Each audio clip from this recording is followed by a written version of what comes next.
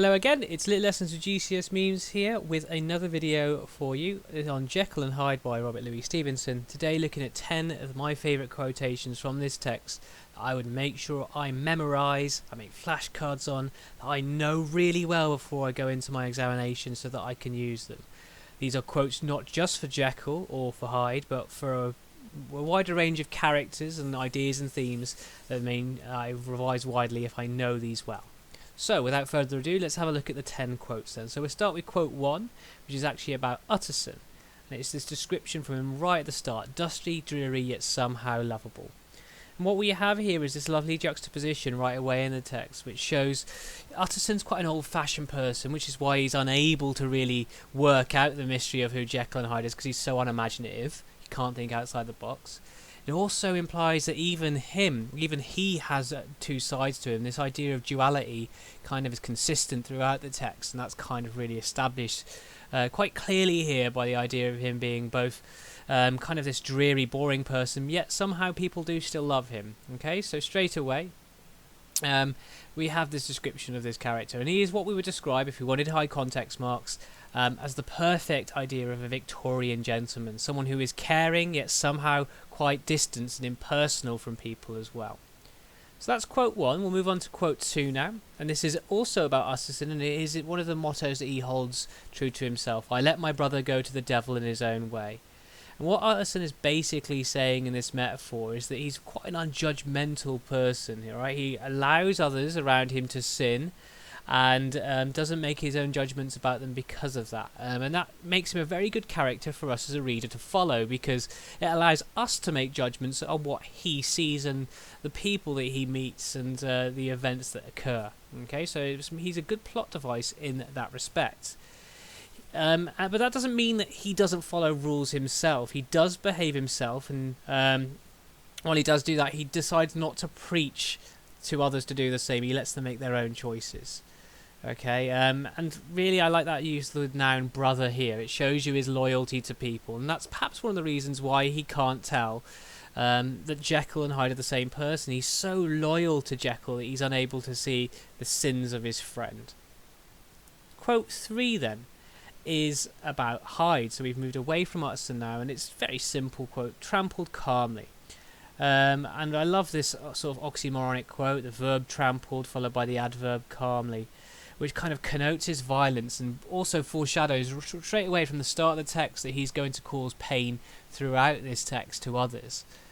But that's also made even more disturbing by that adverb, calmly.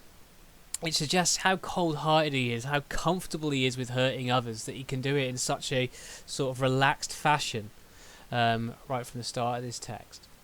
Quote 4 then is a quote said by Dr Lanyon, and it's about Jekyll's experiments, and it is Dr Lanyon saying this: such unscientific balderdash.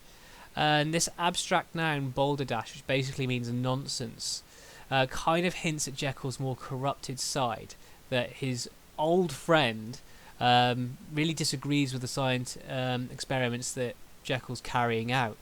And in this respect, Lanyon becomes quite a big foil, an opposing character to Jekyll, because he seems to be a scientist with a moral compass who understands his responsibilities and that he shouldn't overextend his science experiments like Jekyll does. And a lot of Victorian scientists were doing that.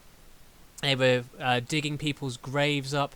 They were experimenting in all sorts of bizarre ways that many people saw as quite irreligious during quite a religious time. So for that reason, Lanyon becomes quite a religious scientist, where by contrast Jekyll becomes quite a sacrilegious, irreligious scientist as a result of this quotation. Quote 5 then is description of London, and we have to have some descriptions of London, the atmosphere, because I think it's a very atmospheric text, this one. The low growl of London from all round, and this zoomorphism, the idea of the city growling, shows you that Stevenson's trying to create quite a fearful, claustrophobic, entrapping London, which is quite strange when we think about how sprawling and large a city London was then and still is today. This kind of foreshadows as well the future of the text, this animalistic side that we see in the actions of Hyde. Both the setting is animalistic, and therefore the people in the setting become animalistic as well. This is, very, very closely linked to the Gothic genre, which this text links to. And Stevenson has written this Gothic text not only because I think he wants to warn people to not experiment too much with science experiments, but also because he wants to make money, and the Gothic genre was incredibly popular in the Victorian period.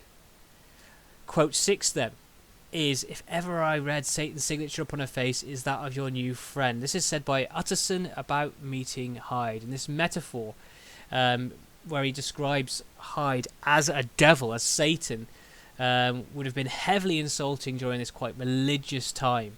It shows Utterson's real distaste for this character he's just met.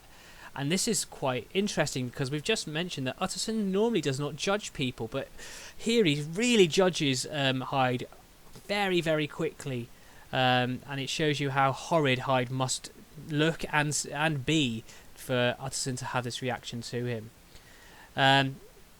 And Hyde seems to be therefore some kind of a metaphor for these sacrilegious experiments of the time, these horrible things that were kind of coming out of the science world in the Victorian period. Quote 7 then is a description of Dr Jekyll and this slyish cast, which he's described as this lovely foreshadowing, which kind of implies the darker side behind this friendly, handsome Dr Jekyll. It kind of shows you that there is a darker side to him that we find out does exist in the character of Hyde.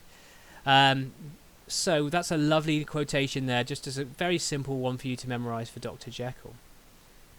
Quote 8 then is another description of atmosphere. A fog rolled over the city, and fog is repeated throughout this text, this pathetic fallacy, which again kind of reflects the mystery and confusion felt by the public as these murders happen. And this is just a quote after Carews murdered by Mr. Hyde. And not only that, but this kind of fog seems to be so thick and darkening of the London that we see.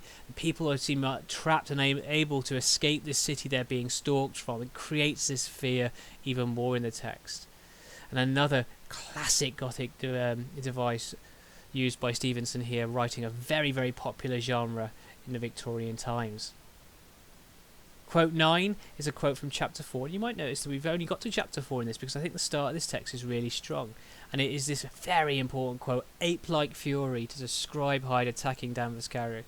And this simile, this zoomorphism, this description of a human being and animal dehumanises Hyde. It suggests how out of control he is, that he's being described as an ape. And he's regularly compared to animals. He hisses in chapter 2, but he's most commonly described as being ape-like, like a monkey, later on in chapter 8 as well, from off the top of my head. So these descriptions of him being like an ape obviously directly link him to the theory of Charles Darwin's evolution.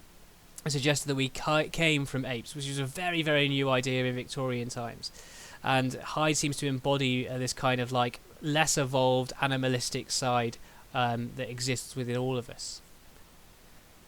Quote 10, the final quote for today is this one here. "Your unworthy, unhappy friend, Henry Jekyll." The final words said by Dr Jekyll in a letter to Utterson. And this kind of shows you the misery he's imposed upon himself by self-experimenting. And Stevenson, remember, was also from a family of scientists, and we could probably be using this novella to kind of warn people not to be so uncaring with their experiments like Dr Jekyll was. So those are the key quotations that I would have selected. It's up to you now whether you make some flashcards, you do some essay paragraphs on these or mind maps, but certainly I would recommend you test yourself on these quotations and know them for your upcoming exams. As always, we end with a meme, and I've used a lovely meme here of Michael Phelps, looking a bit Hyde like himself. If you do need anything else, feel free to comment in the comments below. Like and subscribe as well this page for more content, and check out our Instagram page. Thank you.